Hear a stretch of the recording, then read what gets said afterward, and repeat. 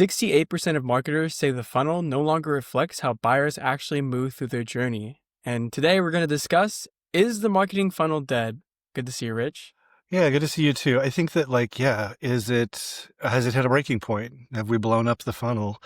If we have, then what's in place of it? And if we haven't, then, why not? Like, why is it still relevant? Why is it still valid? And how has it So, evolved to, what's mhm. changed if it is dead? Yeah, I mean, because people change, right? That's the biggest issue is when you have a system that you use to market to people or to reach people or your sales process, people change. Mm-hmm. That's why we don't have door-to-door salesmen bringing us vacuums anymore because it doesn't work. Still trying it with other stuff like gutter cleaning and window replacement. I'm like, whatever. Like, no, go away. Leave me alone. All right. So we're going to tackle that question. Is it dead? And why not? But before that, I think we've got another fall drink. Yeah, this one's fun. It's a caramel apple martini. It was created by the Pioneer woman. So I'm definitely outsourcing recipes from different places. You're still Food Network though. Like you're still on Yeah. the Food Network kick. I So honestly I like how they have multiple servings for these because I feel like a lot of the cocktails I looked at before were like single servings. yep. So this one serves two. It combines fresh apple cider, caramel sauce, vodka, and butterscotch schnapps. So it's got that buttery caramel flavor. Hmm. And I don't know about you, but I love caramel apple flavored stuff. It's like Mhm. that nice, like very sweet, smooth caramel flavor with that nice little like pop from the apple. I just like the idea of this one a lot. So Yeah, I think it throws back to kids, right? Because we had caramel apples, like, and lost teeth in our caramel apples when we were like losing teeth back in the day. Um, Yeah, I mean, so my guess is if this makes two servings, that Ree was probably either making it for one of her daughters who was in town, or more likely she was making it for her good friend Hyacinth. So if you do watch The Pioneer Woman, um, she and Hyacinth have some cocktail afternoons sometimes while the men are out like herding cattle and stuff. All right, so you're gonna need some caramel sauce for rimming the glasses. I would get a really good caramel sauce. I wouldn't go for like a super fake one. There's some really nice ones out there. You could probably find some at your farmer's market too this time of year, I'm sure. hmm You're gonna need ice for the shaker. 4 ounces of apple cider.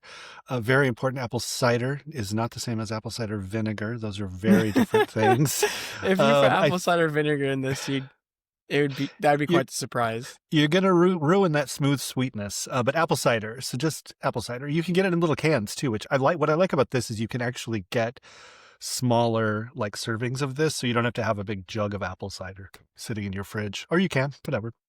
3 ounces of vodka, 2 ounces of butterscotch schnapps. That's a hard one to say. And then slice an apple for garnish. And if you don't have an apple slicer, go on Amazon or wherever you go and buy one because they're really handy. Just whoop, and you've sliced your apples. hmm All right, so you're going to chill your martini glasses in the freezer for about 15 minutes. It just keeps them nice and cold. That way you don't have to put the ice and water in them to cool them down.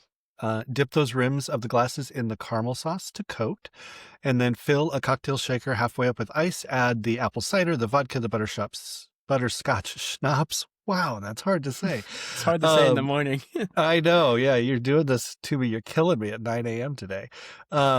Shake that vigorously for about 30 seconds and then strain it into your prepared martini glasses and garnish with apple slices if desired. So I'm thinking, after you put the caramel on the edge of the glass, like you could, like, what's a like dryish powder something you could put on that would be really good? Oh, that's a good Like, question. like cinnamon, maybe have a caramel Could cinnamon be like a apple. That might cinnamon be sugar. overwhelming. Oh, actually, the sugar would Nutmeg. be way overwhelming. Yeah, nutmeg might be good to give it a little bit of a balance. I don't know. So that's good. And then you just drink them. You got your, oh, this is two. So, cause I was going to be like, you know, Find a friend nine to share them ounces, with. 5 ounces of liquor, 4 ounces of apple cider. But yeah, so you're getting about half of this. So it's a really good proportion. And this is one that you can absolutely, increase if you wanted to. And I think, you could even do this stirred I don't think you'd have to shake this. You could do it stirred in a pitcher if you wanted to make a bunch for a party or something. But yeah, I like this one. Yeah, that's a fun one. When you were saying caramel apples as a kid, I was also thinking of like the caramel apple suckers that also break your teeth. They're Oh, like yeah. 90% caramel and then like a little bit of like that green apple flavor. Yeah, Maybe they you get the could green crush apple those and put coating. them on the rim, but I don't think they crush very That easily. So yeah, some sort of a green apple crush on the rim would be interesting. Like green apple Jolly Ranchers, you could crush those maybe. Oh, now you're talking. That Mm, sounds pretty good, honestly. yeah, I think we've spun this around. So thank you, Ree Drummond in Oklahoma, for this one, the Pioneer Woman, who I used to watch all the time. We don't have Food Network anymore. We don't actually have, like, we got rid of Sling because we were just watching like 3 things on there, and we're like, we can just get them the next day on, Peacock or wherever. Um, and so I don't watch it. That used to be one of our Sundays, is we would just watch all the food shows. We'd see the recipes, we'd print them out, and then go grocery shopping and eat that stuff that week. That sounds But fun. all right, so we can get into the funnel, when we come back.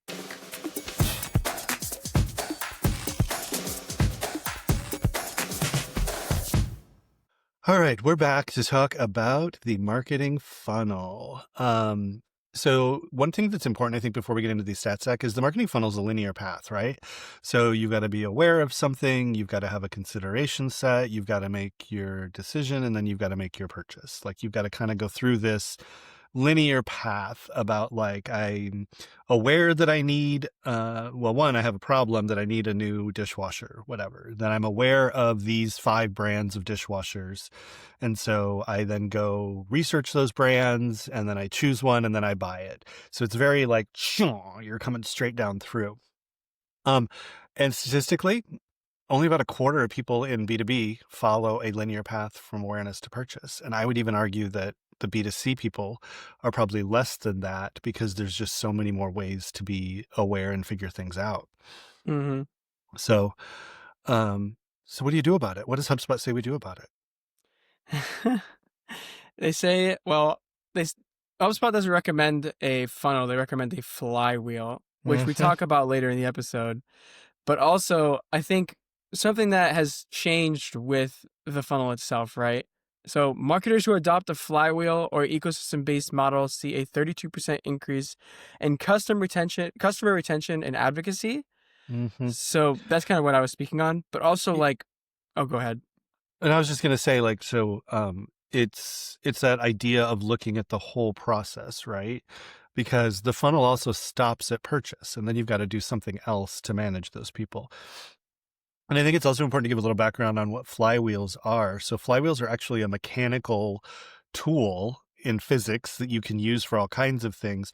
And the idea is that once you, like, it's hard to start it spinning from nothing, but it uses inertia. Was it Einstein? An object in motion continues to stay in motion unless acted upon by an external force. And so once you've got it going, it's easier to keep it going because it's already moving. So you can spin it a little bit. You can spin it faster with less effort.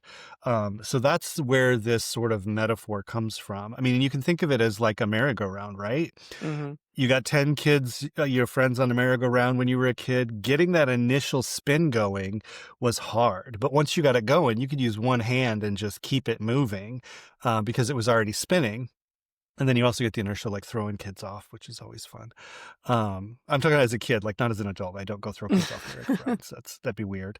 But that's what a flywheel is. And so it was used to, like, produce things in manufacturing and all kinds of ways, just get it going. And then you use less energy to keep it going. So that's it. For those that don't know, too, like, the original funnel is awareness, consideration, and then decision. And that's how they say buyers move through to make, like, purchasing decisions. And our first point covers why buyer behavior has outgrown the funnel a little bit, right? So yeah, because we don't do it in a linear fashion anymore. Yeah, it's not as rigid, right? Modern buyer journeys are non-linear. And I think a lot of people jump in and jump out at different stages. And that's honestly because a lot of people are doing their own research. It's kind of what I said in our B2B trends episode, where buyers have a list of companies or, like, like agencies that they want to work with. And if you don't make that list, you're not in it. Like, you're already out of the battle. And we have more tools, right? Like, it used to be you had to do tons of TV advertising, radio advertising, whatever, to have your brand in people's minds. But I can go right now to Google, or I could go to ChatGPT, and I could ask for the 5 best anything and it's going to give me a list, and I can choose to just take that list, and that's my list now. So I haven't bothered, like, no marketer has influenced me. Now you could say SEO and their website and other things. But I did my sort of awareness and consideration stage all at once in like 3 minutes. And no one had an opportunity to inject into that. They would have had to like sort of pre-built their content for what I want. And I think you're right. I think that, sometimes like there are times when I just jump straight to decision stage, right? Same. Like, somebody's like, hey, like this is, a really great product. And I'm like, oh, I could use that. I got a chicken shredder thing. If you've seen those, like it's got spikes on the bottom and spikes on the top, and you just move it, and it's super fast and I love it. But literally my friend Kelly sent me a link and just said, this is the one you should buy. It's the one I use. It's great. And I just clicked the link and bought it. And that was like, didn't know I had a problem shredding chicken or there was a better way to do it, but boom, I jumped straight to purchase. I'm the same way. Like if a friend recommends me something, I'm like really highly likely to buy it. But also like I'll go on like Reddit and like see like different products that have been reviewed or different services. Like what is the best like gaming mouse I can get, right? For example. And then I'll look at Reddit and see what people say and like what's overpriced and what's not.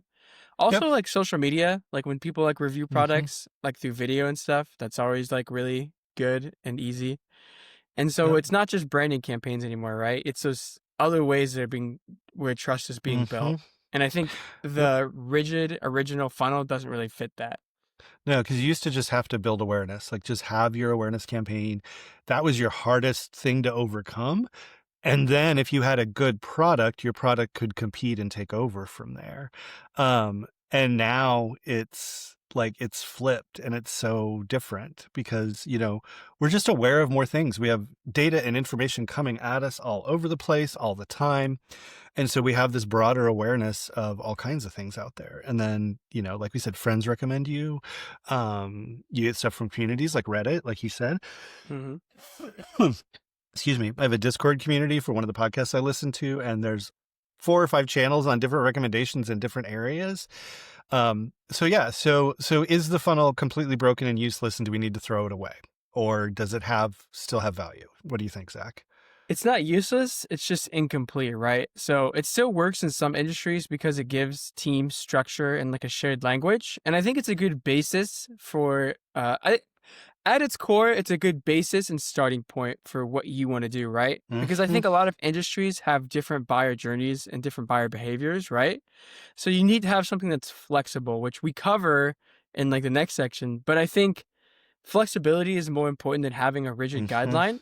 I think if you don't have anything, it's a good starting point, but you need to adapt it to how your customers are like moving through that funnel and how they're making purchasing decisions.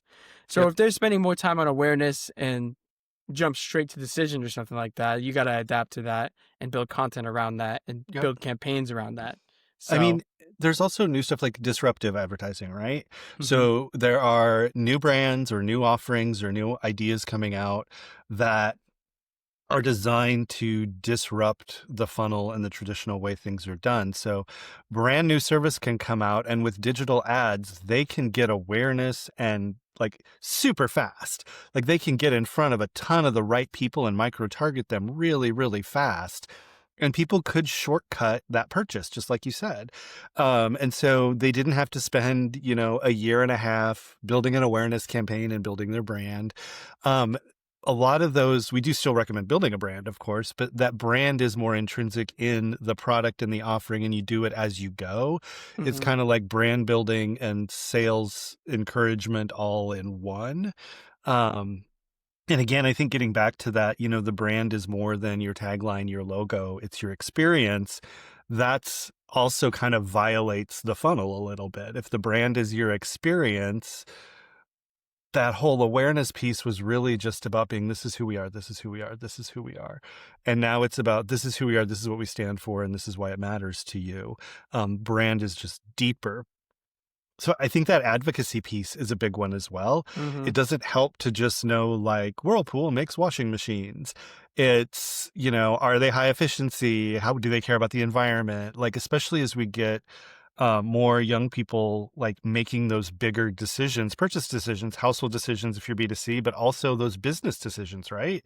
Like, millennials are in their 30s and 40s and like in positions where they're making decisions for businesses, and really jumping into that. So it's, it sounds like doom and gloom, like, oh God, we're terribly screwed, but it's not all bad. I think the biggest reason people say the funnel is dead is because they treat it like a one size fits all, right? They think that a Mm-hmm. lot of people like try and like fit their company into like those rigid guidelines, and it's like putting a square through a circle peg, right? Like it's not gonna, if it doesn't fit and it doesn't work, you need to adapt it. Nothing that you can do in marketing, I would say, is just one size fits all, right? Like there's always Not like, anymore. yeah, there's always ways that you need to adapt strategies to work for you. People try and make these playbooks and these things that will revolutionize your marketing, but if you're not adapting it to what your strategies are and what your buyer's behavior is, then it's not probably not going to work. You can't Yeah. just make something work because it sounds like a good idea. Yep. And I think So, one of the other things that happens here in the one size fits all is, and I know we're not getting into this today, we'll probably do an episode at some point on it, but the whole new loop marketing that HubSpot rolled out at Inbound, which is, doesn't replace the funnel, doesn't replace the flywheel. It's not that kind of a thing. It's less about the journey and more about the content you present during the journey.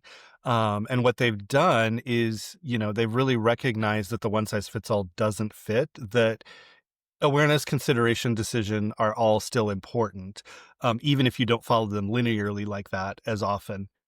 But what happens is within each of those stages, getting the right message and the right personalized content based on what you know about that customer, that's, the infinity loop.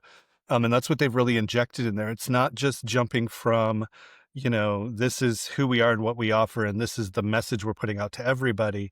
This is the message and how it's refined for you, Zach, because I know that you care about, time management and efficiency more than you carry about cost savings, for instance. And so if I've got both of those features, I really want to highlight the one that I know matters to you in your role. Where if you're going to, a CEO or a COO or somebody, it might be more about efficiency as it relates to price and, affordability and ROI, those types of things.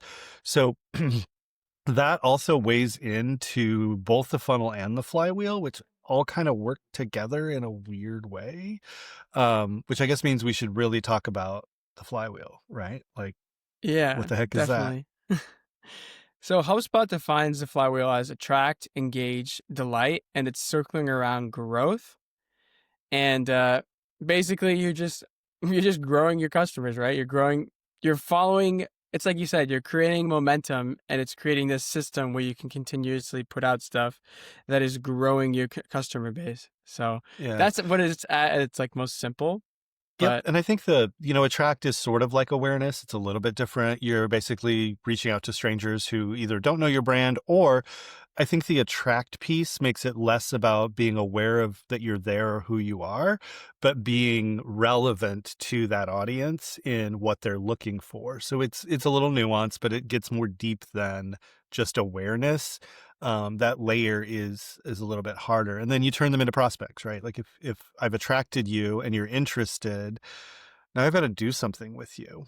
mhm. And so it's not just this one way feeding information, which I think is the other thing. The funnel is a one way communication, brand to consumer or B2B brand to, prospect, where the flywheel acknowledges that along the entire thing, it's a two-way conversation and communication. Like, you need to engage with me, I need to engage with And it's more flexible too. It allows you. you to have more flexibility, which is exactly what you should be focusing on, because it's like I said, flexible funnels adapt to like a lot of different things, like multi-touch journeys, and they integrate a lot better into community and trust building. So it's definitely something you want to focus on. And that would be like my main point from all of this, is that the funnel isn't necessarily dead. That using that rigid rule book and having that kind of a mindset where you're just following that specific framework is probably dead. Yeah, I mean, and we still talk about top of funnel, middle of funnel, bottom of funnel, right? Hmm. But I think the other thing is with the funnel, typically marketing and sales teams want to move people through as quickly as possible, right? I mean, and it's a vertical and it narrows like it's a funnel. So, and as you put things into a funnel, it speeds up as it comes out the bottom. The thing about the flywheel is a prospect can spend as long as they need to or want to and engage. They can spend 5 minutes, they can spend 5 days, they can spend 5 years. And if you're using marketing automation and a good CRM, you don't have to worry about like forcing them out of that stage and forcing the purchase. It's really just about when they're ready to move forward and that signal goes up. And then ideally, you close them and they become a customer. And then the last piece is that delight piece, right? So Hmm. the funnel doesn't even get it. It stops when you're a customer. We're done. Now somebody else is in charge of this. Customer service is in charge of this.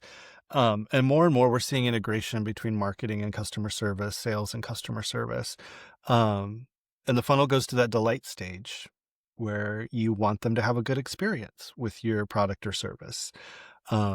And ideally, then they become advocates for you and introduce you to new strangers, which is why it just comes back around. I'm sure you will include a graphic in the post, or you can pop one into I guess you can pop one into the video, right?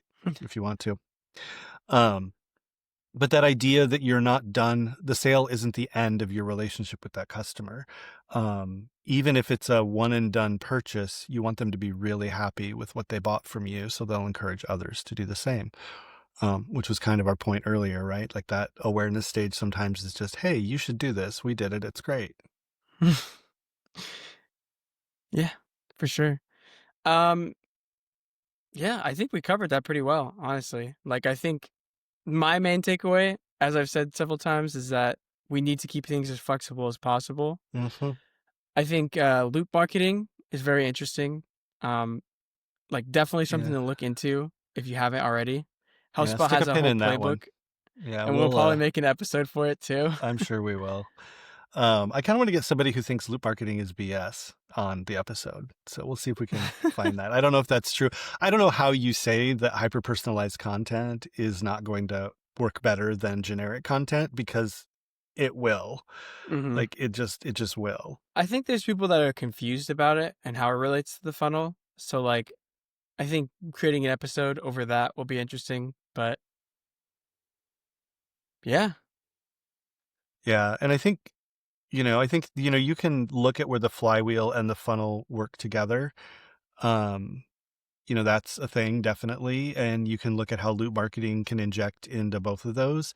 So there are a lot of parallels, and it's really about, like you said, be flexible and what works for your business. You might have a really rigid, solid funnel type business, and that might work, but being aware that if it starts to not work or starts to slow down, there are other methods for how you go out there, and starting to adapt to that before it's too late, because you don't want to get left behind in marketing these days. That's kind of a nightmare.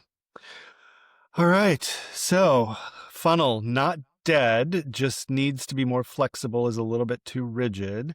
And the flywheel is a great way to inject some flexibility into that. And people are still sort of, this unaware need to be brought into the fold. Then they need to be engaged with in that decision-making process or that consideration process. You can kind of see those parallels. And then obviously there's a purchase in there somewhere, but don't drop them at the purchase. Like, actually follow through and make them happy and turn them into advocates for your brand. 100%. Sounds good. There'll be another episode next week. Who knows what it is? Zach probably does or will soon, but just stay tuned for that. As always, you can find our agency at antidote71.com and all of our socials there as well. If you have a question you'd like to send our way, head to ctapodcast.live to shoot us an email. Or even better, leave us a voice message on our hotline at 402-718-9971. Your question will make it into a future episode of the podcast. Yep. And we know the phone number's working because we're getting like spam calls into it. So we're getting a lot of hang ups. So if you're calling and just breathing and hanging up, just leave a question. Sounds great. Now I'm sure they're all just robocalls that are like, oh, no one's here. All right. That's it. See you next week. See you next week.